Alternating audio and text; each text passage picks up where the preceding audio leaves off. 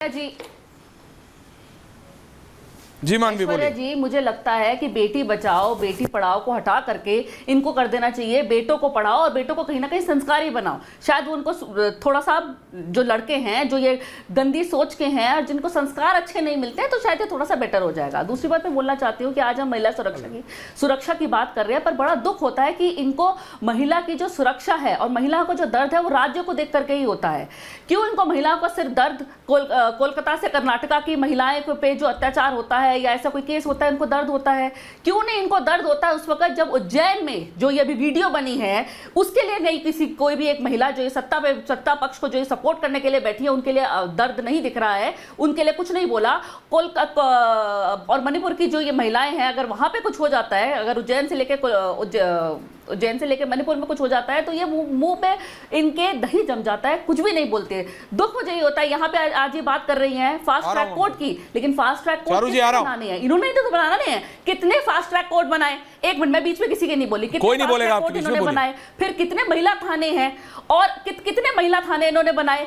कोई महिला थाने इन्होंने जितना इन्होंने वादा किया था इन्होंने पूरे नहीं करे। दूसरी बात मैं ये बोलना चाहती हूँ कि महिलाओं का दर्द, जैसे मैंने कहा, राज्य को देख करके होता है। उज्जैन में भी ये हुआ, once a thief is always a thief, तो once a rapist is always a rapist. क्यों नहीं अब ये हम अमेंडमेंट्स करते हैं? हाई टाइम है, अब अमेंडमेंट होने चाहिए लॉज में कि अगर कोई जेल में जाता है, अगर कोई रेप करके जेल में जाता है तो उसको कुछ कड़ी से कड़ी कानून आने चाहिए कि उसको आप छोड़ देते 10 साल के बाद, तो 10 साल के बाद आप वो छोड़ेंगे तो क्या एक्सपेक्ट करेंगे?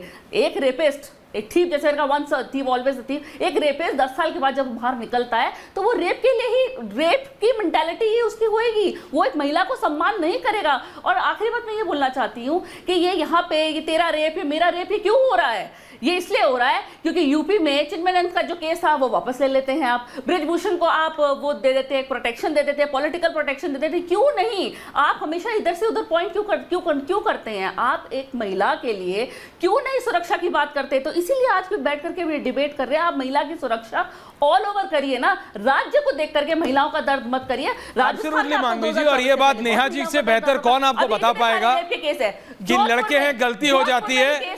ये माइंडसेट जब एक सर्वोच्च नेता बोलता है किसी पार्टी का तो उसका असर कैसे ट्रिकल डाउन करता है? पक्ष का जो आपने कहा ना, once thief always thief, Neha ji बिल्कुल। जब किसी पार्टी का श्रेष्ठ नेता जब बोलता है ना लड़के हैं गलती हो जाती है, तो इट ट्रिकल्स डाउन।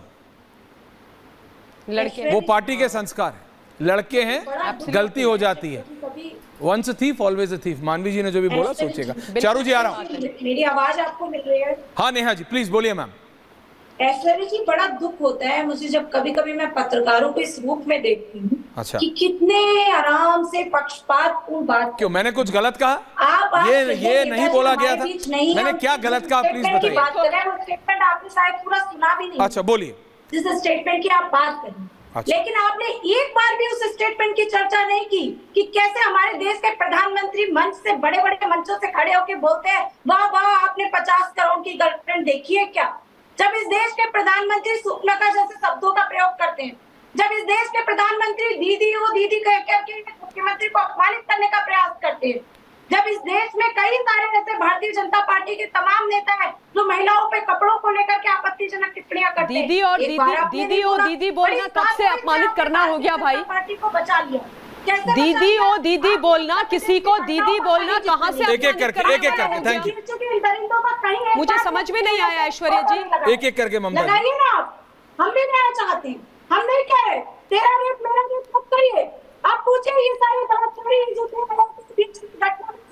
क्यों बचाया गया? मैम आपको मैम थोड़ा आराम से बोलेंगे तो ऑडियो क्लियर आ रहा है क्योंकि आप डिजिटल लिंक पे हैं। भाजपा के विधायक है रामदुलार गौड़, थैंक यू। न्यायालय ने उनको सजा सुनाई है, उसके पहले बीजेपी ने कोई एक्शन क्यों नहीं लिया? पॉस्को जैसे एक्ट में नाबालिग लड़की से रेप के मामले में भाजपा का विधायक आरोपी सिद्ध हुआ उत्तर प्रदेश में, उस पर एक बार भी ये लोग नहीं बोलेंगे। दर्द होता है हमें। पता है नेहा जी, आपकी बात एक सेकंड। चारू जी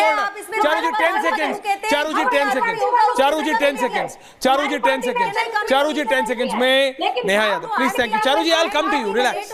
नेहा जी आप 100% ठीक कह रहे हैं, आप बिल्कुल ठीक कह रहे हैं। कहां थे वो राजनेता जब उनकी पार्टी का नेता कन्नौज में पकड़ा गया, कहाँ थे वो पार्टी के नेता? अरे तो ओ, आप तो उसी पार्टी के हैं। अयोध्या में क्या था? आप पूछिए सर, अयोध्या में क्या हुआ? कौन कर रहा है तेरा रेप मेरा रेप, तेरे स्टेट का मेरे स्टेट का? आपकी पार्टी को मिसाल खड़ी करनी चाहिए। अरे Neha ji, when you are shouting आपका ऑडियो क्लियर नहीं आ रहा है। इट्स अ हम्बल रिक्वेस्ट, क्योंकि आप डिजिटल लिंक पे हैं, डू नॉट शाउट। आप जब, मैम एक second Charu ji, I am coming to you, please hold on. Neha ji, जब आप, मैम आपका ऑडियो तेज हो रहा है तो क्योंकि आप डिजिटल लिंक पे ऑडियो खराब हो जा रहा है, आपकी बात नहीं आ रही है। वेरी हम्बली सेइंग, मैं सिर्फ इतना कह रहा हूं, आप मत करिए ना, मैंने आपकी बात मान ली, बीजेपी बहुत खराब है। आप कह रही है ना कि बीजेपी कोई अच्छी चीज नहीं करती, ठीक है चलिए मान लिया। आप मिसाल करिए ना, डिंपल यादव मिसाल खड़ी करें, जया अमिताभ बच्चन स्पीकर की बॉडी लैंग्वेज पर प्रतिक्रिया पार्लियामेंट में कर सकती हैं। नहीं, अब आप सुनिए, बीच में नहीं, प्लीज बीच में नहीं, please do not, otherwise I will put your foot down. Ma'am please do not, ma'am please do not, बीच में मत बोलिए। Audio down, thank you very much. आपको बीच में बोलना है ऑफ कैमरा, थैंक यू। दर्शकों, ये रियलिटी है। अगर बीजेपी इतनी खराब है जितना कि नेहा जी बोल रही हैं, आई सेड ऑफ, तो ठीक है ना, मान लीजिए कि समाजवादी पार्टी बहुत बढ़िया पार्टी है। I said only me, what part of you are not understanding director? मान लीजिए बीजेपी बहुत खराब है, जो नेहा यादव जी समाजवादी पार्टी की नेत्री कह रही हैं कि बीजेपी कुछ अच्छा करती नहीं। भाई, सपा और कांग्रेस तो अच्छा कर रही है, तो आप मिसाल बनाइए ना। अखिलेश यादव और डिंपल यादव बोले, क्यों नहीं बोले? अब क्या बोलेंगे? अयोध्या में उनके पार्टी का नेता पदाधिकारी, कन्नौज डिंपल यादव जी का पूर्व सांसद प्रतिनिधि, और ये चुप है, यहां ये डिक्टेट कर रही हैं, ये बोल रही हैं। क्या लोकल स्टैंडर्ड है इनके पास? लेकिन प्रॉब्लम ये है, दूसरी तरफ कौन से बिल्कुल साफ है,